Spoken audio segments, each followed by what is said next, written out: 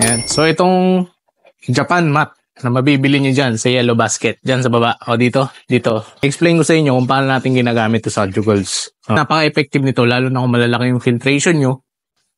Tsaka explain ko kung ano yung advantage nito compared dun sa mga pino na filter na nagagamit nyo.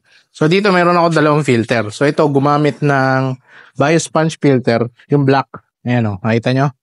O, yan yung gamit dyan. Tapos sa ilalim nyan, meron din yan Jap mat. Okay?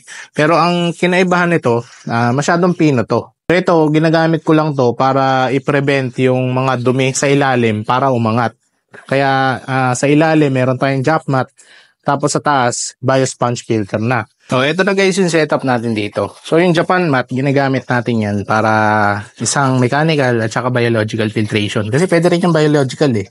So lahat kasi ng mga kapitan, lahat ng surface guys, sa filter nyo, pwede siyang tiran ng biological media. So ilan lang naman yung hindi pwede. So ayan, nakikita nyo meron akong Japan mat dyan. So ito, buo lang ito, ginupitan ko lang yung gilid, pero naisokso ko pa rin siya sa, ayan o, ito yung ginupit ko. Ayan o, nailagay ko pa din siya sa gilid. Ayan. So ito yung nagsisilbing mechanical filtration at saka biological filtration dito sa setup na to. So ito guys, ang gagawin ko dito, dadagdagan ko pa siya ng isang layer. Ayan, para doon yun. Ay, ito. Ayan, so dalawa tong galing nabili ko sa TikTok shop. Mabibili nyo dyan sa, ayan, sa lower left corner. Meron dyan link ng Japan mat. Ayan, so hindi nyo lang siya dito pwedeng maaaring gamitin. Pwede nyo rin siyang gamitin sa mga ganun lang na filter tsaka dito. So, i-explain ko ngayon yung filter na to sa inyo. Kasi kadalasan guys, ang filtration natin, hinuhulog sa mechanical. Okay? So, ganyan. Nuhulog mo sa taas. Tapos, ang nangyayari, yung dumi, may tendency na makaraan dyan, dumaan dito at saka mahulog sa susunod na layer. Babalik yung ibang dumi o kaya may iiwan. Nakita nyo, meron pa rin naiiwan na dumi. Ito guys, i-explain ko sa inyo ngayon yung isang way ng filtration. So, para mas mainam yung paglilinis.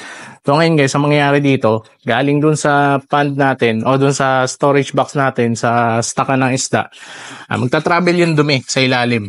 Ayan. So, e-exit siya dyan, dadaan sa ilalim. Sa loob niyan, dito sa part na to, meron yung vortex filter. So, ibig sabihin nun, ano lang, tiniikot natin yung dumi sa ilalim.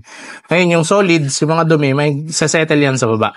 Okay, pinababagal natin yung tubig gamit yung ganito, yung mga mechanical filtration. Itong layer na to, para hindi na umangat yung dumi. Kita nyo, walang dumi sa taas. Ito, mga lamok lang to eh. Naiwan ko kasi, bukas to, kaya tinira ng lamok. Ayan.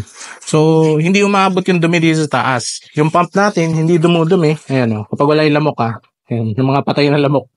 Ayan, hindi na umabot dito yung dumi guys. Kita nyo tong natin? Alam dumi oh. Oh, lamok lang. Lamok na patay. Ayan. So, yun yung advantage kapag sa ilalim nyo pinada yung filtration. Dito yan mapupunta. Lalagay pa ako ng isang layer para sure na walang makakaakyat. Kahanap kayo ng additional filtration sa mga setup nyo sa bahay. So, ito na hinahanap nyo. Japan mat. So, mabibili nyo lang dyan sa Yellow Basket sa Ilaba. Ayan. So, sana nagustuhan nyo at saka may natutunan kayo dito sa video na to.